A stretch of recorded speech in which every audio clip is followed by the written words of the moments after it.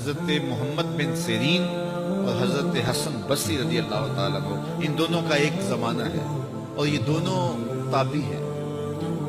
ان میں سے ایک کا وصال ہوا، انتقال ہوا، حضرت محمد بن سیرین کا وصال ہوا یا حضرت حسن بصری کا وصال ہوا، تو دوسرے تابعی جو ہیں ان کے جنازے کے لیے نہیں گئے۔ تو کسی نے ان کو پوچھا کہ آپ جنازے میں شامل نہیں ہوئے، تو انہوں نے کہا کہ میری نیت کا استحضار نہیں تھا۔ تو آج نیت کا استحضار تو دور کی بات ہے، ہماری نیت ہی دوسری ہوتی ہے، تو پھر اعمال خیر نہیں رہتے۔ تو یہ بنیادی چیز ہے۔ تو جو لوگ حج کرنے جا رہے ہیں وہ اپنی نیت کا استحضار اور نیت کی تنقید اس کو اپنے اوپر لازم کرنا کہ کوئی اور غرض شامل نہ ہو، رضا الہی کا حصول، یہ بنیادی نقطہ ہے حج کے مقاصد میں سے کہ بندہ اس لیے اللہ کے حضور حج کرنے کے لیے جا رہا ہے۔ تو حاجی تو وہ بن ہی جائے گا، خود بخود ہی ہو جائے گا۔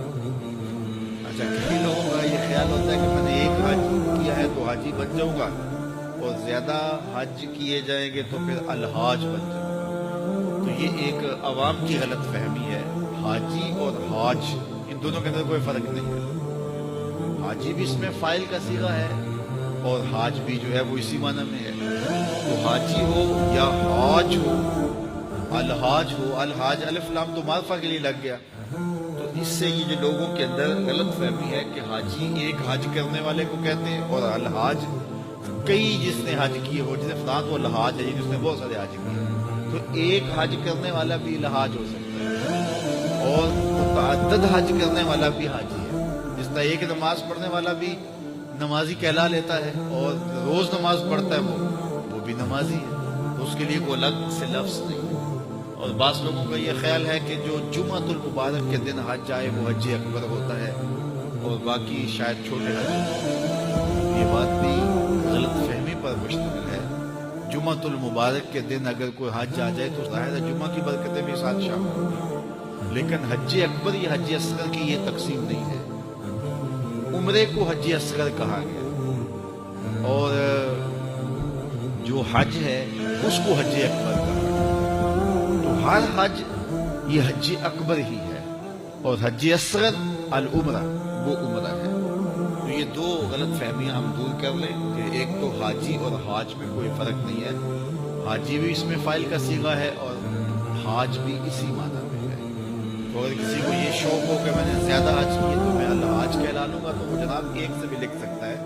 اس کو اگر اس لیے جانا ہے تو اتنے پیسے خرچ کرنے کی ضرورت نہیں ہے، وہ ایک حج سے بھی جو ہے وہ الحاج لکھ سکتا ہے۔ تو یہ مقصد نہیں ہے کہ میں حاجی کہلاؤں یا الحاج کہلاؤں۔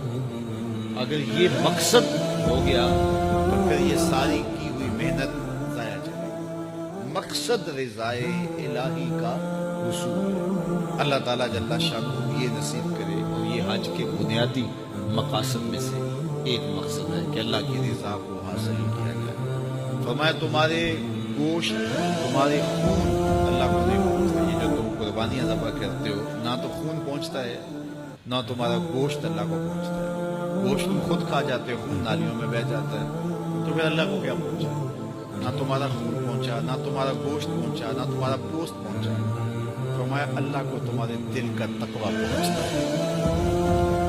تو یہ نیت کے فرق سے عمل ہوتا ہے، یہ بات ذہن میں رکھیے۔ ہجرت جیسا عمل کتنا بابرکت عمل تھا،